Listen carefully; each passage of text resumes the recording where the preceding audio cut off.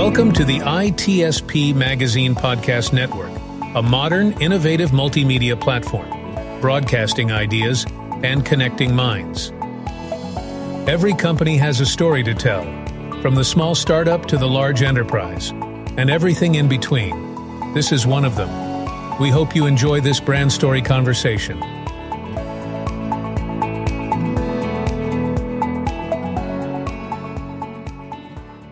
Here we are. We're ready for another 7 minutes on ITSP Magazine with a new short brand story. Today, I'm joined by the one and only Teresa Lanowitz, the Chief Evangelist at Level Blue, the company that simplifies the security of your most valuable business assets by providing broad cybersecurity experience and award-winning services. Welcome, Teresa. Hi, Sean. It is wonderful to be here with you. It's fabulous having you on, and I'm excited for this 7 minutes. A topic that keeps coming up for me. Resilience and balancing that with innovation.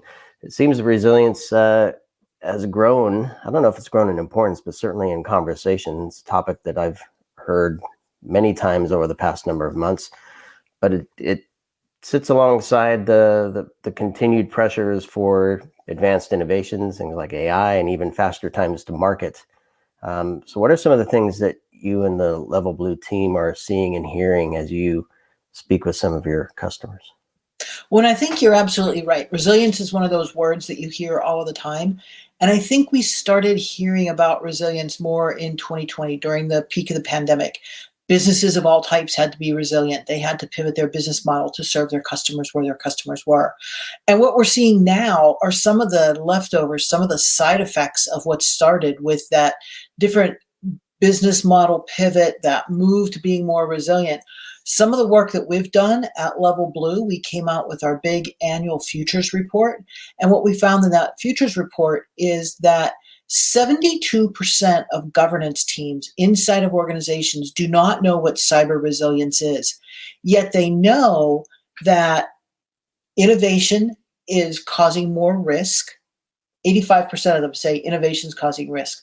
But 73% of them say, you know what, that innovation, we're willing to take that trade-off in risk for innovation. But what we also found out is that digital transformation, a word that we heard, two words we heard a lot of during the pandemic, those projects are incomplete in many cases. And the residual effect of those incomplete digital transformation projects are causing a lack of cyber resilience.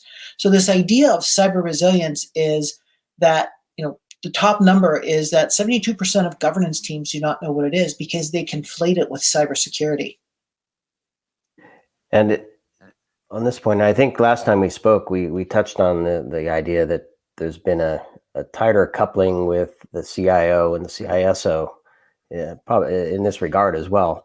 And do you find that there's an understanding of resilience from an IT resilience perspective, and teams plan for that, but the cyber stuff is still a little unknown, uncertain in terms of what it really means, and they just wing it for that? Is that what's happening? the technical term, just wing it. Wing it, I think yeah. what we see is that a lot of organizations hear the word cyber and they say, oh, CISO, anything that falls within your bailiwick, that's your area of expertise. But with cyber resilience, it's about that whole organization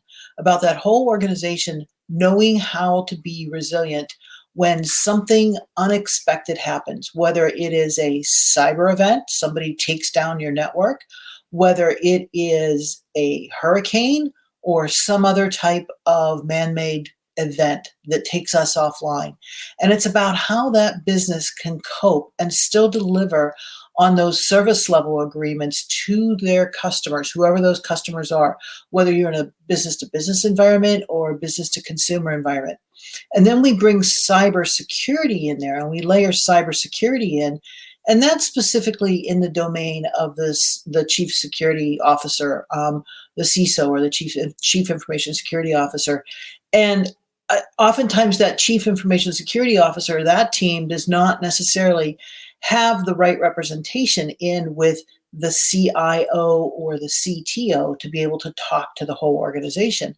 And I think that's something that we should expect to see change over the next year, couple of years or so as well, is that CISO is now part of that direct report organization up to the CEO.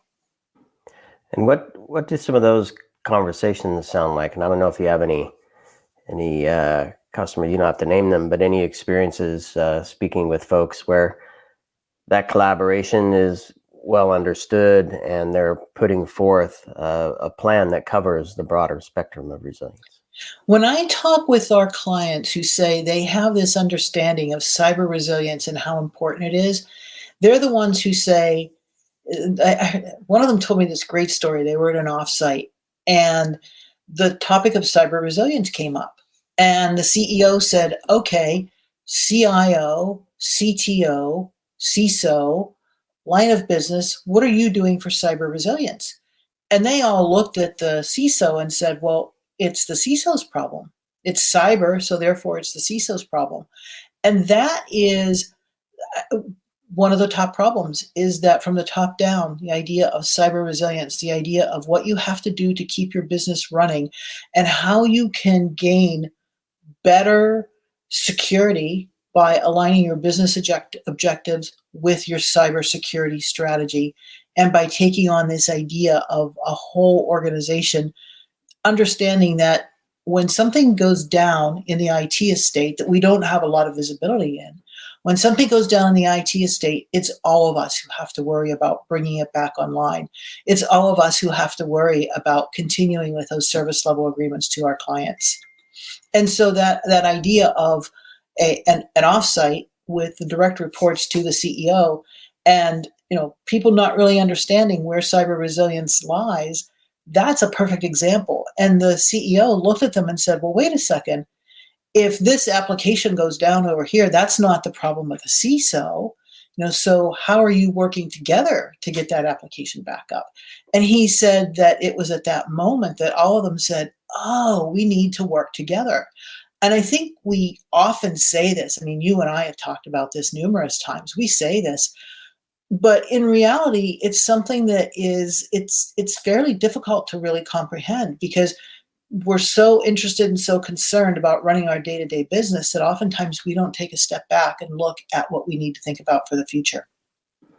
Teresa, thank you so much for this 7 minutes on ITSP Magazine. I'm going to encourage everybody to look at levelblue.com/futures report to download a copy of that report. Thank you. Thanks so much.